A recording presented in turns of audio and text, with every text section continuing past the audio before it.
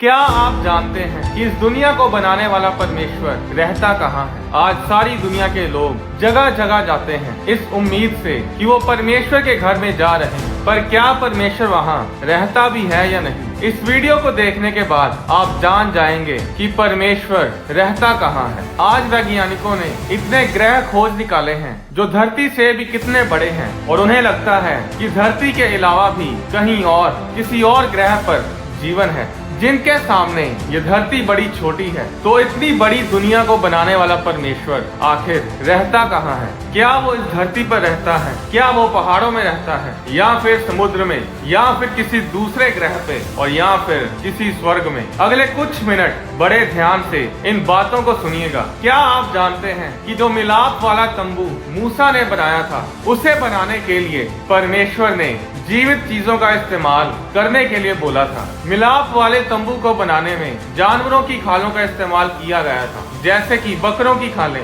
सुइसों की खालें, जिसके बारे में निर्गमन अध्याय 25 उसकी 5 आयत और निर्गमन अध्याय 35 उसकी 23 आयत में लिखा है। निर्गमन की पुस्तक में हमें पता चलता है कि परमेश्वर ने इंसान के शरीर के अंगों के हिसाब से इंसानी शरीर के अंगों की लंबाई चौड़ाई को भवन को बनाने के लिए इस्तेमाल किया। निर्गमन अध्याय 37 उसकी 12 आयत में लिखा, और उसने उसके लिए 4 अंगुल चौड़ी एक पतरी, और इस पतरी के लिए चारों ओर सोने की एक बाड़ बनाई। 10 आयत में लिखा, फिर उसने बबूल की लकड़ी की मेज को बनाया।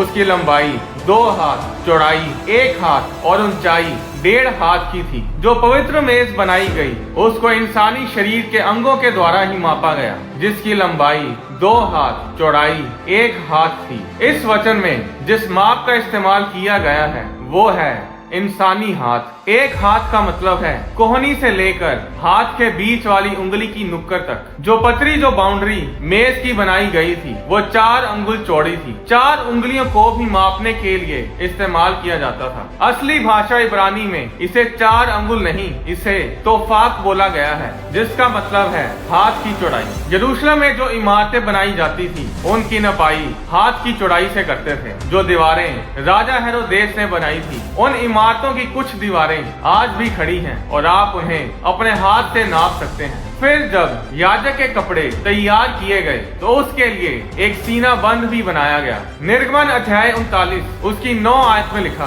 सीना बंद चौकोर बना, और उन्होंने उसको दोहरा बनाया, और वह दोहरा होकर 1 बित्ता लंबा और 1 बित्ता चौड़ा बना। बित्ता भी इंसानी हाथ के अनुसार नापा जाता था। 1 बित्ता हाथ के अंगूठे की नोक से छोटी उंगली की नोक तक होता है। तो निवास स्थान के तंबू को बनाने के लिए परमेश्वर ने इंसानी शरीर को नपाई के लिए इस्तेमाल किया। निवास स्थान के पर्दों से लेकर खंभों तक उन्हें इंसानी शरीर के द्वारा ही नापा गया। शायद परमेश्वर ने ऐसा इसीलिए किया क्योंकि एक दिन ऐसा आना था कि इंसान का शरीर ही परमेश्वर का भवन बन जाना था। 1 कुरिन्थियों अध्याय 3 उसकी 16 आयत में लिखा, क्या तुम नहीं जानते कि तुम परमेश्वर का मंदिर हो और परमेश्वर का आत्मा तुम में वास करता है? यदि कोई परमेश्वर के मंदिर को नष्ट करेगा तो परमेश्वर उसे नष्ट करेगा, क्योंकि परमेश्वर का मंदिर पवित्र है और वह तुम हो। पुराने नियम में, यानी कि यीशु मसीह के इस धरती पर आने से पहले, पवित्र आत्मा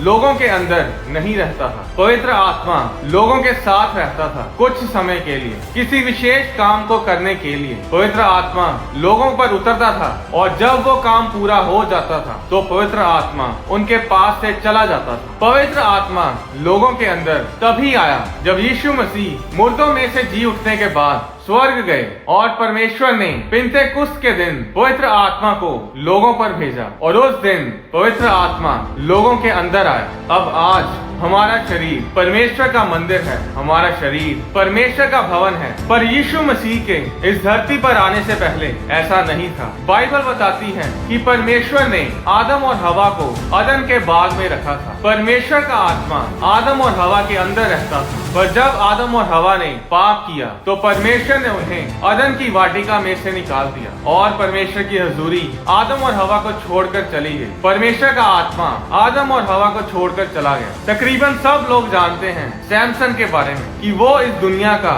सबसे शक्तिशाली योद्धा था, जिसने एक गधे के जबड़े की हड्डी से 1000 पुरुषों को मार डाला था। जिसने एक जवान शेर को बिना किसी हथियार के अपने हाथों से ऐसा फाड़ डाला था जैसे वो कोई शेर नहीं, कोई बकरी का बच्चा हो। क्या आप जानते हैं कि उसकी ऐसी असीम ताकत का राज क्या था? वो राज था परमेश्वर का आत्मा। पर क्या आप जानते हैं कि परमेश्वर का आत्मा उसके अंदर नहीं रहता था? हालांकि परमेश्वर ने सैमसन को चुना था कि वो इजराइलियों को फिलिस्तियों के हाथ से छुड़ाए, फिर भी परमेश्वर का आत्मा उसके अंदर नहीं रहता था। अगर आप बाइबल को ध्यान से पढ़ें तो परमेश्वर का आत्मा कुछ समय के लिए सैमसन के ऊपर उतरता था और फिर वापस चला जाता था। न्यायों अध्याय 14 उसकी 5 आयत में लिखा, तब सैमसन अपने माता पिता को संग ले तिम्ना को चलकर तिम्ना की दाख की बारी के पास पहुंचा। वहां उसके सामने एक जवान सिंह गरजने लगा। तब यहोवा का आत्मा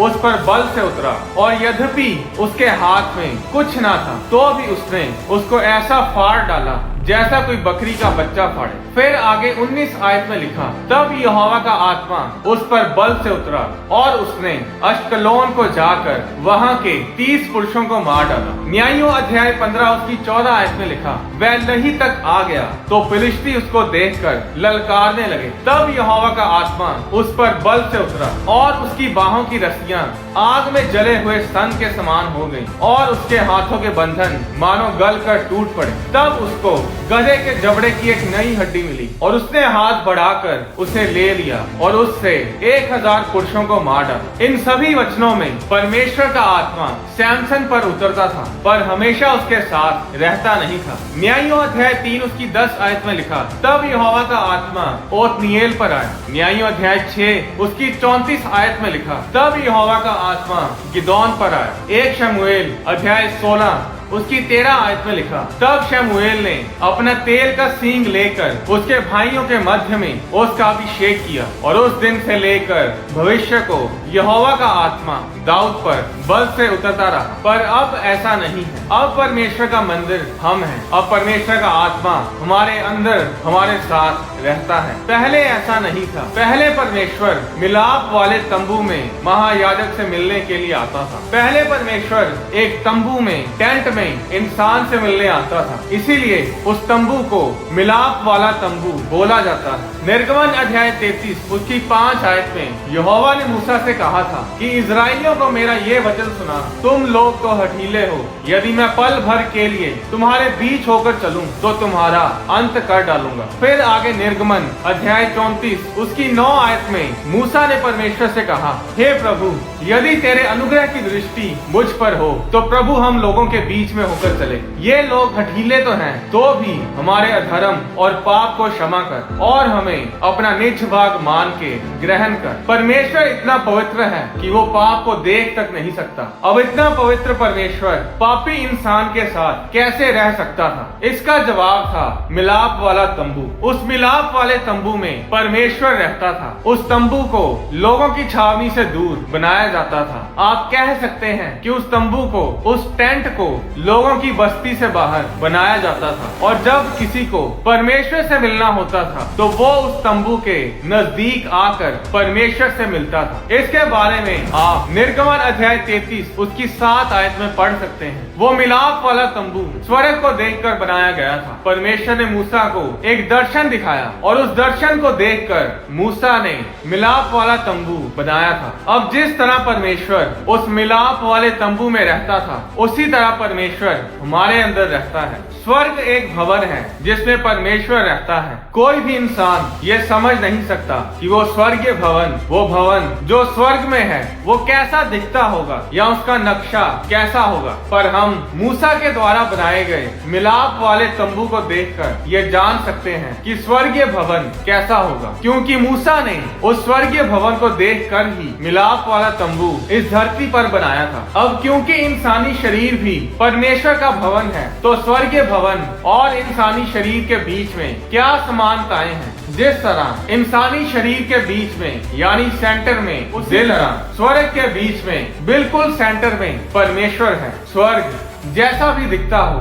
जितना मर्जी बड़ा हो, उसके सेंटर में बिल्कुल बीच में परमेश्वर होगा। जिस तरह जीवन के फल का पेड़ अदन के बाग के बीचों बीच था, जिस तरह यरूशलेम इस दुनिया के बीचों बीच स्थित है, उसी तरह परमेश्वर का सिंहासन स्वर्ग के बीचों बीच है। अब क्योंकि हमारा शरीर पवित्र आत्मा का मंदिर है, हमारा दिल भी हमारे शरीर के बीचों बीच है। अब जिस तरह परमेश्वर का सिंहासन स्वर्ग के बीचों बीच है, वो सिंहासन इंसानी दिल को दर्शाता है। प्रकाशित वाक्य अध्याय 4 उसकी 4 आयत में लिखा, उस सिंहासन के चारों ओर 24 सिंहासन हैं और इन सिंहासनों पर 24 प्राचीन श्वेत वस्त्र पहने हुए बैठे हैं और उनके सिरों पर सोने का मुकुट है। जिस तरह परमेश्वर के सिंहासन के आसपास 24 प्राचीन हैं, उसी तरह हमारे दिल के आसपास 24 पसलियां हैं। कुल मिलाकर 24 प्राचीन हैं, 12 पुराने नियम से और बाकी 12 नए नियम से, और ऐसे ही कुल मिलाकर 24 पसलियां हैं, 12 दिल के बाईं ओर और 12 दिल के दाईं ओर। स्वर्ग में उन 24 प्राचीनों के सिरों पर 24 सोने के मुकुट हैं। इसी तरह दिल के ऊपर कुछ धमनियां होती हैं, यानी आर्टरीज होती हैं, जिन्हें कोरोनरी धमनियां यानी कोरोनरी आर्टरीज भी कहते हैं। कोरोनरी शब्द यूनानी भाषा के कोरोन शब्द से लिया गया है, जिसका मतलब है क्राउन, मुकुट, ताज। अब इन धमनियों को यानी कोरोनरी आर्टरीज को इसीलिए कोरोनरी बोला जाता है क्योंकि ये दिल के ऊपर मुकुट की तरह लिपटी होती है। प्रकाशित वाक्य अध्याय 4 उसकी 10 आयत में लिखा, तब 24 प्राचीन सिंहासन पर बैठने वाले के सामने गिर पड़ेंगे और उसे जो युगानुयुग जीविता है प्रणाम करेंगे, और वे अपने अपने मुकुट सिंहासन के सामने ये कहते हुए डाल देंगे। और इसी तरह उन कोरोनरी आर्टरीज में से एक ऐसी आर्टरी भी है, एक ऐसी धमनी है जो झुकती है और वो नीचे की ओर जाती है, और इसे लेफ्ट एंटीरियर डिसेंडिंग आर्टरी कहते हैं। डिसेंडिंग का मतलब है झुकना, नीचे जाना। तो परमेश्वर ने हमारे शरीर के बीचों बीच दिल को बनाया, जिस तरह स्वर्ग में बीचों बीच परमेश्वर ने अपने सिंहासन को लगाया, और जो कुछ परमेश्वर के सिंहासन के आसपास होता है तकरीबन वैसा ही सब कुछ हमारे दिल के आसपास होता है। अब हमारा शरीर परमेश्वर का भवन है, हमारी देह परमेश्वर का मंदिर है। क्या आप जानते हैं कि हमारा सिर कौन है? हमारा सिर है यीशु मसीह। कुलूसियों अध्याय 1 उसकी 18 आयत में लिखा, यीशु मसीह देह अर्थात कलीसिया का सिर है, वही आदि है और मरे हुओं में से जी उठने वालों में पहलौठा, कि सब बातों में वही प्रधान ठहरे। अब बाइबल में लिखा है कि हमारा शरीर पवित्र आत्मा का भवन है, पर हमारा सिर यीशु मसीह है। अब शरीर जो भी करता है उसकी कमांड, उसका सिग्नल हमें सिर से मिलता है। जब आप उठते हो या बैठते हो तो उठने बैठने के समय आपके हाथ पैर जो हिलते हैं वो तब तक नहीं हिल सकते जब तक आपका सिर, आपका दिमाग आपके हाथ को सिग्नल नहीं भेजता। जब किसी का एक्सीडेंट होता है या फिर किसी भी कारण उनकी रीढ़ की हड्डी खराब हो जाती है, तो फिर उनका दिमाग शरीर को जो मर्जी सिग्नल भेजी जाए वो सिग्नल शरीर तक पहुंच नहीं सकता। अगर शरीर का दिमाग से, आपके सिर से संबंध टूट जाए तो आपका शरीर कुछ नहीं कर सकता। अब शरीर को दिमाग से रीढ़ की हड्डी जोड़ती है और रीढ़ की हड्डी की नसों के जरिए दिमाग आपके शरीर को सिग्नल भेजता है कि उठो, बैठो, दौड़ो, और तब आपका शरीर उठता है, बैठता है और दौड़ता है। यीशु मसीह सिर है। और क्या आप जानते हैं कि सिर के 2 हिस्से होते हैं, एक है बायां गोलार्ध यानी लेफ्ट हेमिस्फेयर और दूसरा है दायां गोलार्ध यानी राइट हेमिस्फेयर, और इन दोनों हिस्सों का अलग अलग काम होता है। क्योंकि यीशु मसीह हमारा सिर है, यीशु मसीह का स्वभाव भी 2 हिस्सों में बटा हुआ है। वो पहले इस दुनिया में आया एक मेमने की तरह, और ये हिस्सा, ये स्वभाव उद्धार को लेकर आता है, लहू की वाचा को दर्शाता है। पर अब वो दोबारा मेमने की तरह नहीं आएगा, वो अब शेर की तरह आएगा, एक सिंह की तरह आएगा, यहूदा के बब्बर शेर की तरह आएगा। यशाया अध्याय 53 उसकी 7 आयत में लिखा, वह सताया गया तो भी वह सहता रहा और अपना मुंह ना खोला। जिस प्रकार भेड़ वध होने के समय और भेड़ी उन कतरने के समय चुपचाप शांत रहती है, वैसे ही उसने भी अपना मुंह ना खोला। ये था यीशु मसीह के स्वभाव का पहला हिस्सा। और दूसरा हिस्सा प्रकाशित वाक्य अध्याय 5 उसकी 5 आयत में लिखा है, इस पर उन प्राचीनों में से एक ने मुझसे कहा, मत रो, देख यहूदा के के गोत्र का वह सिंह जो दाऊद का मूल है, उस पुस्तक को खोलने और उसकी 7 मोहरें तोड़ने के लिए जयवंत हुआ है। अब शरीर में 2 फेफड़े, 2 लंग्स होते हैं जो सांस लेने में हमारी सहायता करते हैं। 2 तीमुथियुस अध्याय 3 उसकी 16 आयत में लिखा, संपूर्ण पवित्र शास्त्र परमेश्वर की प्रेरणा से रचा गया है और उपदेश और समझाने और सुधारने और धार्मिकता की शिक्षा के लिए लाभदायक है। असली भाषा में जिसमें बाइबल का नया नियम लिखा गया वो है यूनानी भाषा, और यूनानी भाषा में प्रेरणा शब्द की जगह जिस शब्द का इस्तेमाल किया गया है वो है थियोन्यूस्टोस, जिसका मतलब है परमेश्वर द्वारा सांस फूंका हुआ, गॉड ब्रेथ। तो असली भाषा में 2 तीमुथियुस अध्याय 3 उसकी 16 आयत में ऐसा लिखा है, संपूर्ण पवित्र शास्त्र परमेश्वर द्वारा सांस फूंका गया है, यानी कि बाइबल परमेश्वर द्वारा सांस फूंका गया वचन है। परमेश्वर ने अपने लोगों के ऊपर अपनी सांस को फूंका और फिर लोगों ने बाइबल को लिखा। और आप हैरान होंगे ये सुनकर कि जिस तरह शरीर में 2 फेफड़े यानी 2 लंग्स होते हैं, उसी तरह बाइबल में भी 2 ही नियम हैं, यानी कि 2 ही टेस्टामेंट्स हैं। एक है पुराना नियम और दूसरा है नया नियम। हमारे 2 फेफड़े लंग्स होते हैं जो सांस को बनाते हैं। स्पिरिट को रुआह कहते हैं, जिसका मतलब है हवा, आत्मा और सांस। जब पवित्र आत्मा पिंतेकुस्त के दिन आया तो बाइबल में प्रेरितों के काम अध्याय 2 उसकी 2 आयत में लिखा, एकाएक आकाश से बड़ी आंधी की सी सनसनाहट का शब्द हुआ और उससे सारा घर जहाँ वे बैठे थे गूंज गया। तो ये आंधी,